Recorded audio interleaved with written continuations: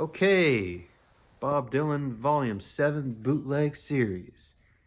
This is that movie, the Martin Scorsese film, The No Direction Home. Now, I'm into Bob Dylan, but not all things documentaries and movies and stuff. Like Don't Look Back, the thing that was way back in '67. I've seen a little bit of Ronaldo and Clara. I've never still had seen the Rolling Thunder review. But I can't believe I've never seen No Direction Home. It obviously is one of the most highly biggest Dylan movie about, or of course, a documentary movie about Dylan. So what do I think about the bootleg? Well, in this bootleg, which came out August 30th of 2005, pretty much gives you a good, well, a good chunk of what Dylan, from his early, of course, during his early years, all the way up until '66. The live stuff from the Royal Albert Hall, and I think it's fun to listen to this. I mean, it's not like something I'm going to listen to, kind of like the other bootleg, or at least the first three of those, or Royal Albert bootleg, which I'm really, I'm always going to go back to. So yeah, I just want to go through this really quick. Yeah, I know I kind of feel dumb that I didn't see the movie before I listened to the bootleg, but why would that matter, And it says soundtrack on it, so, okay. So we get pretty much, well, two discs, as usual with the bootlegs. The first one goes way back, going back to 1959, the very first track, called When I Got Troubles. Recorded by Dylan's good friend Rick Kangas. And it's a very muddy, sounds like a home recording, very, crappy, demo recording. And it's kind of interesting. A very, very, very documented thing to listen to, And it's kind of odd, though, Dylan. He was, what was he, in his late teens or something like that? Why would he be writing something about his troubles? Who knows? Okay, second one is a Rambler Gambler, another home recording. Recorded in 1960 by Cleve Peterson. Once again, a very young, youthful Dylan here singing, Rambler Gambler. It's a fun song. Number three is a live take recorded in New York, November 4th of '61. Woody Guthrie's classic. Sorry, I don't know why. This Land Is Your Land. What a great live cut. This land is your land. A great song, but I think Dylan does excellent here. I love his version. And then we get Song to Woody. This is, of course, the album. This is like the only song that they put on, on the bootleg, the actual track of the album. Song to Woody, of course, from his debut. Great tribute to him. Great song about him. I love it. The ending track to the debut. And then Dink's song comes after. This is during the Minnesota Hotel tapes. It's an old traditional song. And it has a little bit of that slow sound of, something from the debut, nothing much to it. And then I Was Young When I Left Home. It's a pretty good one. This is from December 22nd of '61. I kind of like it. It's about 5 minutes. It's a little bit of a slow kind of song, whatever. It's a good song. After that is Sally Gal. I'm gonna get you a Sally Gal. This is from the Freewheelin' outtake, and it definitely sounds like a Freewheelin' for sure. April of '62. Okay, and then we get a Whitmark demo from March of '63 of Don't Think Twice, It's Alright. A classic Dylan song, right? Nothing, no difference. Sounds like what it was from Freewheelin', So nothing really, nothing too surprising there. And then we get some live cuts here, expanding from '63 all the way to '64. We get Man of Constant Sorrow, really great live cut from that. Of course, from the debut album. It's a really great live version from, actually done back March of '63 during a TV broadcast called Folk Songs and More Folk Songs. It's kind of cool. Then we also get a live version of Blown in the Wind from Town Hall in New York, April of '63. I really like that Blown in the Wind, his live version there. And also Masters of War when he gets into it. Man, I really love that live cut there. And it's from the same show, Town Hall City. Or Town Hall. And then we get also from that, okay, from the same thing, from the same cut is a Hard Rain's Gonna Fall. Once again, a really great live cut. It's a hard rain gonna fall. Love it. And then after that, we get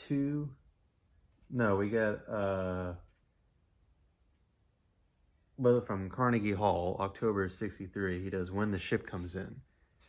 And I really like what he does before he starts singing the song. Oh, it's about retribution, that kind of thing. And I like it. I really like how those two are paired because they really do have similar, they have a similar story, Then we get an outtake of Mr. Tambourine Man, performed with Ramblin' Jack Elliott, and I like that. I do like this one from Another Side of Bob Dylan, June of '64. It's from Another Side, yep. And then after that, we get Chimes of Freedom. This happens to be the Newport Folk Festival, July of '64. What a powerful live version. I do love that. I was very surprised.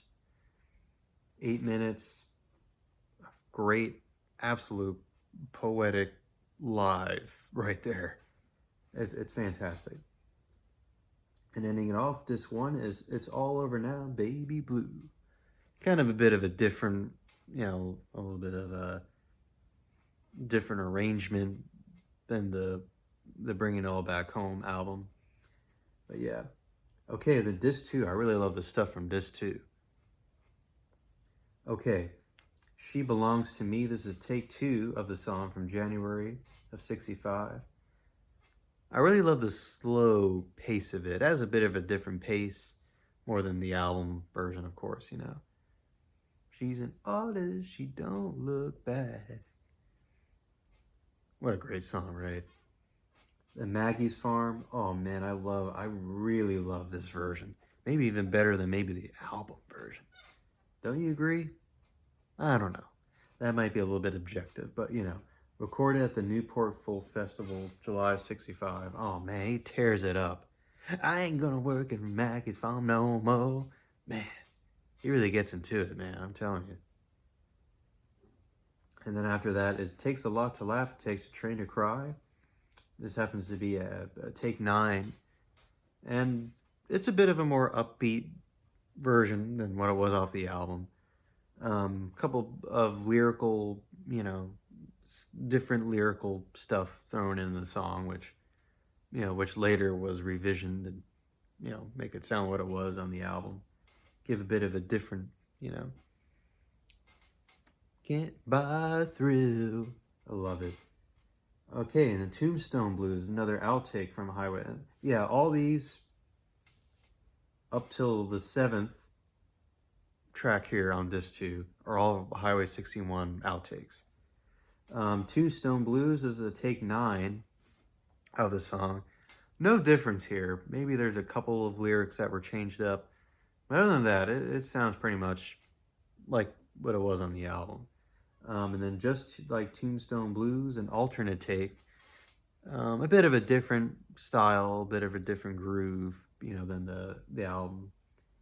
Once again, a couple of verses and, lyrics a bit changed up, swapped out, I can tell from than the actual version on the album. Leopard Skin Pillbox Hat. Now we get to the Blonde on Blonde stuff here. This is take 1 of the song from January '66. And it has a bit of a, I don't Not too much of that bluesy grittiness, has a little bit of that, a little bit of a pacey sound. Yeah. Once again, a couple lyrics changed up a little bit, on the song. I can definitely hear it. Oh no, but before that though, oh man, I skipped out on two. Sorry. 6 track Desolation Road, take one. I don't think there isn't a difference. I couldn't really tell the difference on that. Highway 61 Revisited, the song. This happens to be take 6 of the song without the slide whistle. I think there was a story where Al Cooper or somebody took the slide whistle and they weren't able to use it in the studio at that time. Okay, so I skipped on those. So let's skip to track 9 here, Stuck Inside a Mobile. This happens to be take 5 of the song from February of '66. And I can tell Dylan, I'm stuck inside a mobile. I'm stuck in mobile, and tell he was different on that for sure, in Mobile with the Memphis Blues again, I don't think it's not my favorite take of that song, but of course, when you hear the Blonde on Blonde version, it's way better. Okay, after that, 2 live. This is, of course, from the Manchester Freed, which the Royal Albert Hall, which of course was from the bootleg. Obviously, these two. Ballad of a Thin Man. Oh my God, man! If that doesn't give you chills with that piano, man, just historical, right? Yeah, and I love Dylan when he just throws out the first verse of the song. You come into the room with a pencil in your hand, singing like that. Fantastic. Then after that, ending it off is Like a Rolling Stone. The historical Judas. And Dylan's got a couple of things to say on his mind. Saying, who cares? And he's ripping it on Like a Rolling Stone. My God, man, that is the most powerful song with the powerful live take of that song, the Hawks. Bam, when the cymbals come in and all, But man, what a fantastic